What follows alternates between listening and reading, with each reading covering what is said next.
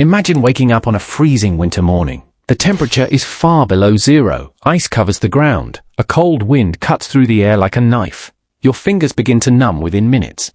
Now imagine facing that same cold without a jacket, without gloves, without shoes, without a blanket, without a heated room. In fact, without clothes at all. Most people today start shivering if the heater stops working for a few hours. Yet for hundreds of thousands of years, human beings survived some of the harshest winters on Earth long before woven clothing, modern shelters, or central heating ever existed. So how did they do it? How did early humans survive freezing nights when temperatures dropped below zero? Why didn't entire populations simply die from cold exposure? And perhaps the most surprising question of all, were prehistoric humans actually better adapted to winter than many modern people are today? For most of human history, staying warm wasn't a comfort, it was the difference between life and death. Every sunset brought a challenge. Every winter storm was a test. A single mistake could mean hypothermia, frostbite, or starvation. Yet somehow our ancestors survived. Not only did they survive, they expanded into some of the coldest regions on the planet. Humans spread across Europe during Ice Age conditions. They reached northern Asia. Eventually they crossed into North America. All of this happened thousands of years before modern technology existed, which raises an obvious question. How? The answer begins with a surprising misconception. Many people imagine the first humans wandering through frozen landscapes completely naked. That image appears constantly in cartoons and movies. But archaeology tells a very different story. Long before the invention of woven cloth, humans had already discovered something incredibly valuable: animal skins. Evidence suggests that early humans were using animal hides hundreds of thousands of years ago. When hunters successfully killed large animals, they didn't simply take the meat. They used almost every part of the body. Bones became tools, tendons became cords, and thick fur-covered hides became protection against the cold. This may sound simple today, but transforming a raw animal skin into wearable protection required skill. Fresh hides quickly become stiff and brittle. If left untreated, they crack like dry cardboard. Ancient humans learned how to scrape away fat and tissue using stone tools. They stretched skins carefully. They softened them by hand. Over generations, these techniques improved until hides became surprisingly effective winter clothing. In fact, some animal furs provide insulation that rivals modern cold weather gear. A thick reindeer hide can trap enormous amounts of body heat. Fur works because it creates tiny pockets of air. Those pockets slow heat loss and form a natural insulating layer around the body. Nature had already invented winter jackets millions of years before humans ever stitched fabric together. But clothing alone wasn't enough. Even the warmest animal hide has limits. To understand the next piece of the puzzle, we need to look at one of humanity's greatest discoveries: fire. Archaeological evidence suggests that controlled use of fire dates back at least several 100,000 years.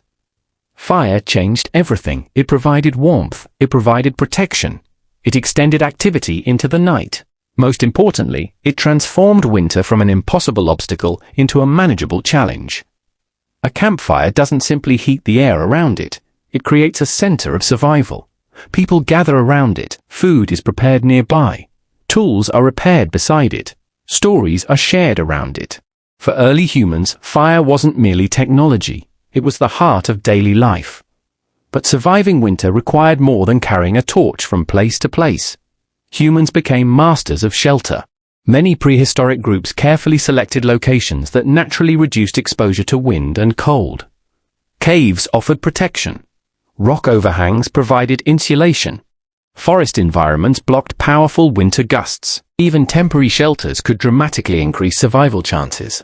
Researchers studying traditional hunter-gatherer shelters discovered something remarkable. A simple structure built from wood, branches, and animal hides can raise interior temperatures significantly compared to outside conditions. The difference between freezing and surviving might be only a few degrees. Those few degrees mattered a lot, because cold doesn't kill instantly. It slowly steals heat from the body. When core temperature begins to drop, muscles weaken. Thinking becomes difficult. Movement slows. Judgment disappears. Eventually, the body can no longer function. Ancient humans understood this danger intimately, not through science textbooks, through experience. Generation after generation learned which behaviors increased survival. Knowledge became as important as food. Children learned where to build shelters. Hunters learned how weather patterns changed. Families learned how to store fuel for fires before storms arrived. Winter survival became a form of cultural inheritance passed from one generation to the next. But perhaps the most overlooked survival tool wasn't clothing, fire, or shelter. It was other people. Humans are social creatures, and winter rewards cooperation. Imagine trying to survive a freezing ice age night completely alone. Now imagine sharing a shelter with 20 people. The difference is enormous. Human bodies generate heat.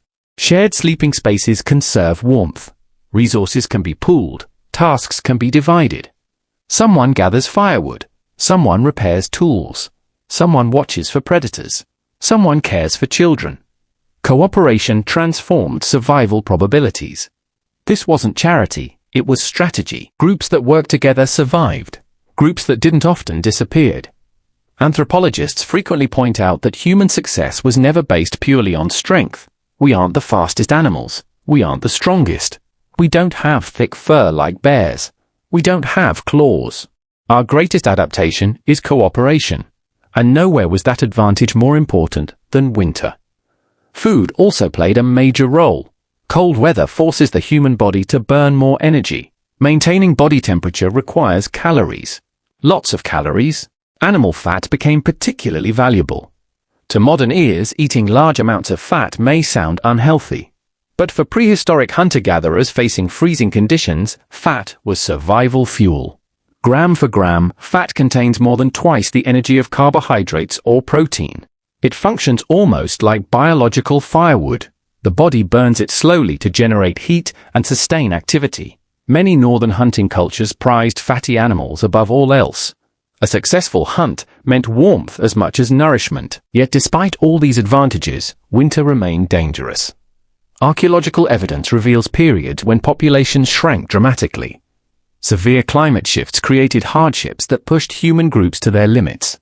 Entire regions became difficult to inhabit. Some communities migrated, others adapted, some vanished entirely. Survival was never guaranteed. And that's what makes the story remarkable. Humanity didn't conquer winter because we were physically superior. We conquered it because we learned. Every generation accumulated knowledge. Every mistake became a lesson. Every successful innovation spread through communities. A better way to prepare hides, a stronger shelter design, a safer method for preserving fire. Small improvements compounded across thousands of years. Eventually, those improvements allowed humans to thrive in environments that once seemed impossible. Then something changed. Around 12,000 years ago, agriculture began spreading through different parts of the world. Permanent settlements appeared. Technology advanced. Clothing became more sophisticated. People learned to spin fibers. They learned weaving. They created garments specifically designed for different climates. Winter slowly transformed from a deadly seasonal challenge into a manageable inconvenience. Then came houses, then fireplaces, then insulated buildings, then modern heating systems. Today, most people experience winter by adjusting a thermostat. If the room becomes cold, we press a button. If snow falls outside, we stay indoors. Comfort has become normal. But for almost all of human history, comfort was a luxury nobody expected. Our ancestors faced winter directly. They adapted to it. They respected it. And somehow, they survived. The next time you zip up a jacket or step into a heated room, consider what that simple comfort represents. Behind it lies hundreds of thousands of years of human ingenuity. Countless generations who learned how to stay alive in a frozen world. People who had no synthetic fabrics, no electric heaters, no weather forecasts, no emergency services, only knowledge, only cooperation, only determination. Winter was never easy, but it shaped humanity. Winter was never easy, but it shaped humanity. And perhaps the greatest lesson from our ancestors is this. Humans didn't survive because nature was kind. Humans survived because they learned how to adapt, again and again, for hundreds of thousands of years, through every storm, through every freezing night, until eventually the species that once huddled around small campfires became the species capable of warming an entire planet-sized civilization.